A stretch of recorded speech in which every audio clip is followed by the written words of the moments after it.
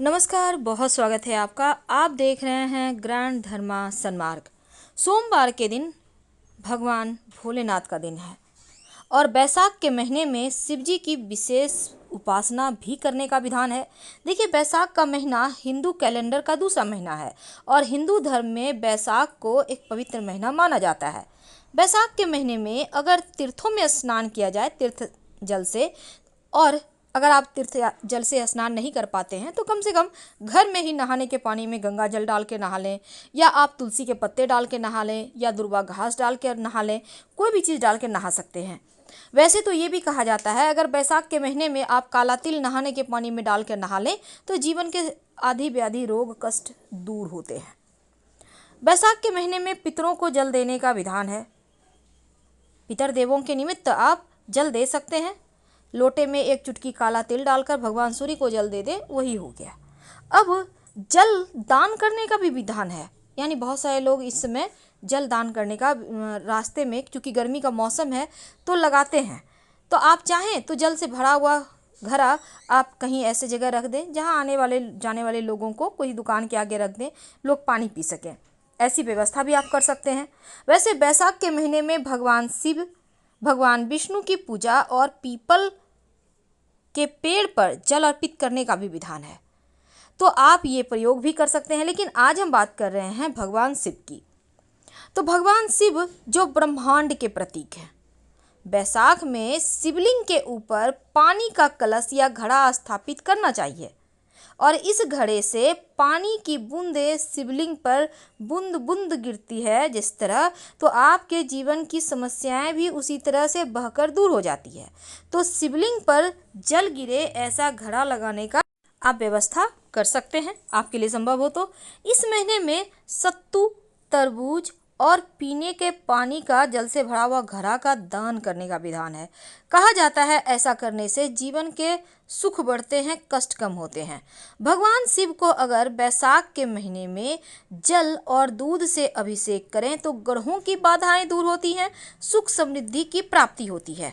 भगवान भोलेनाथ चूँकि जल्दी प्रसन्न होने वाले देव हैं, तो उनको जब आप उनकी पूजा उपासना करें तो उन्हें आप सबसे आसान क्या है, शिव जी को चावल से अगर आप अभिषेक करते हैं तो जीवन में धन की परेशानी आपको परेशान नहीं करती। शिवलिंग पर अगर आप दूध में, पानी में थोड़ा सा दूध काला तिल डालकर अर्पित करते हैं, ये चमत्कारी उपाय है, आपकी बीमारियां शांत हो जाती हैं। और अगर आप शिवलिंग पर दूर्वा अर्पित करते हैं तो दूर्वा अर्पित करने से जीवन के जो गणेश जी भी प्रसन्न होते हैं, दुर्वा आप अर्पित कर सकते हैं। ऐसा करने से जीवन में जो परेशानी है वो समाप्त होती है। दुर्वा अर्पित करने से गणेश जी की कृपा से भी सुख समृद्धि लंबी आयु मिलती है। और आप कुछ खास प्रयोग भी कीजिएगा, उसके बारे में भी हम बताएंगे। लेकिन उसके पहले सोमवार के दिन किया जाने वाला विशेष प्रयोग जो आपके जीवन के कष्टों को कम करेगा, फिर हम जानेंगे और आगे की प्रक्रिया कि आप कैसे पूजा करें। सबसे पहली बात तो बट का वृक्ष यानी बरगद का पेड़ आपके घर के आसपास है तो वहीं पर आपको जाना होगा। सोमवार के दिन ये प्रयोग करना है, लगातार 3 सोमवार करना है। 1 लोटा जल में 1 चुटकी पिसा हुआ चावल, 1 चुटकी हल्दी लेकर आप किसी भी बरगद के पेड़ के नीचे चले जाएं और वहाँ पर जल अर्पित करें और बटकेश्वर महादेव को प्रणाम करें। यानी जल अर्पित करना है जड़ में, लेकिन प्रणाम करना है बटकेश्वर महादेव को। इसके बाद थोड़ा सा जड़ उससे वहाँ पर से पेड़ से तोड़ कर ले आएं। अब इस जड़ को आप लाल धागे के सहारे बांधकर अपने पॉकेट में रख लें, पर्स में रख लें, अपने बैग में रख लें, या आप चाहें तो अपने व्यवसाय स्थल पर रख लें। आप चाहें तो गले या बाह में धारण कर सकते हैं। धन की मुश्किलें भी दूर होगी, कर्जों की समस्या से मुक्ति मिल जाएगी। 3 सोमवार लगातार कीजिएगा, आप देखिएगा खुद ही चमत्कार होते हुए। और शिव जी भाव के भूखे हैं, भाव प्रधान होना चाहिए, तो दिल से आप उनको पुकारिए, वो आपकी समस्याएं जरूर सुने।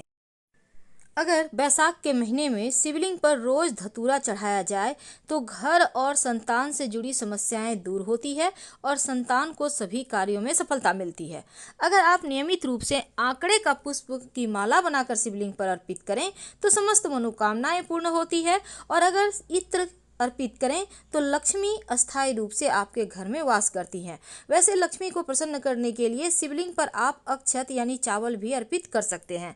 जरूरतमंद व्यक्ति को आप अनाज, घड़ा, सत्तू का दान तो कर ही सकते हैं। और शिव जी को जब आप शिव जी की पूजा करते हैं, अगर आप चाहते हैं लंबी उम्र मिले, तो शिवलिंग पर पूरे बैसाख के महीने में रोज दूर्वा घास, जो गणेश जी को भी पसंद है, अर्पित कीजिए।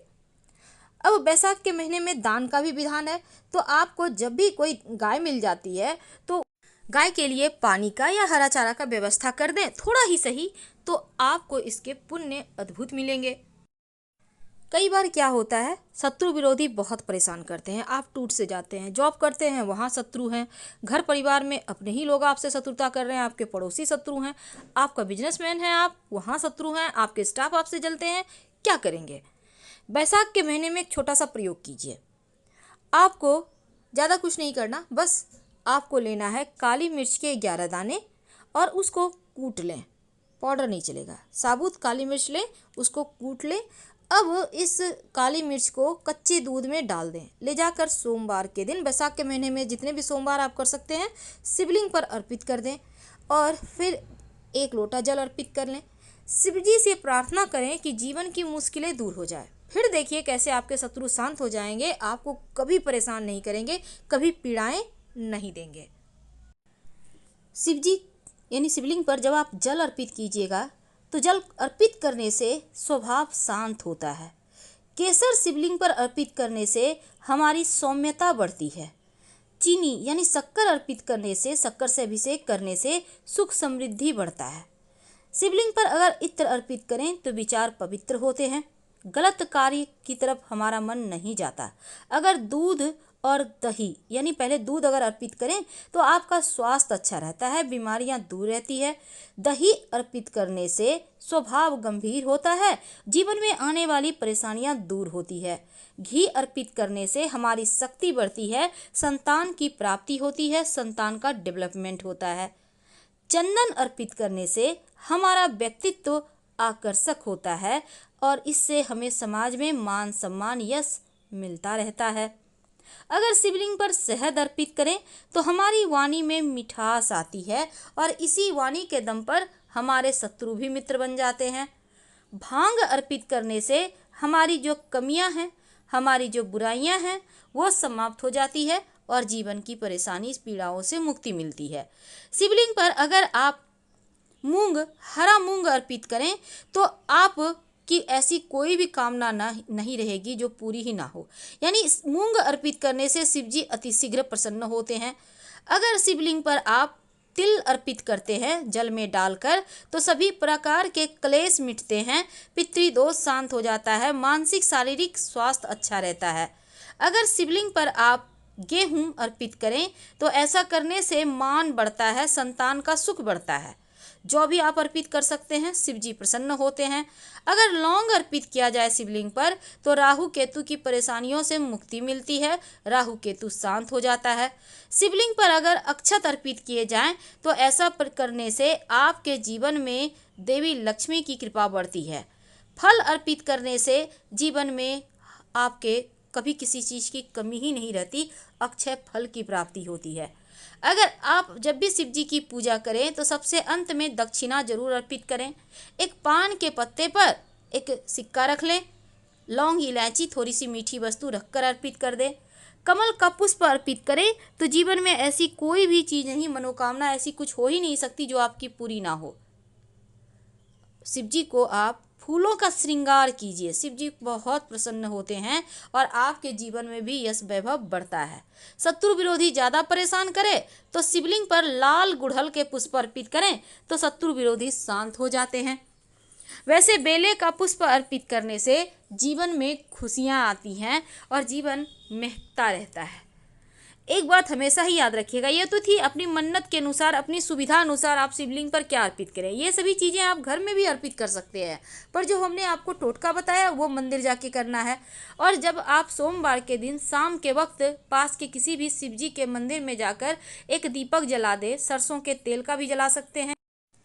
जीवन की मुश्किलें कम होंगी और सही समय पर सही रास्ता शिव जी दिखाएंगे। हम आपसे विदा लेते हैं। दीपक में आप चाहेंगे तो 2 लौंग रख दीजिएगा। विशेष मनोकामना की पूर्ति होगी। हर हर महादेव।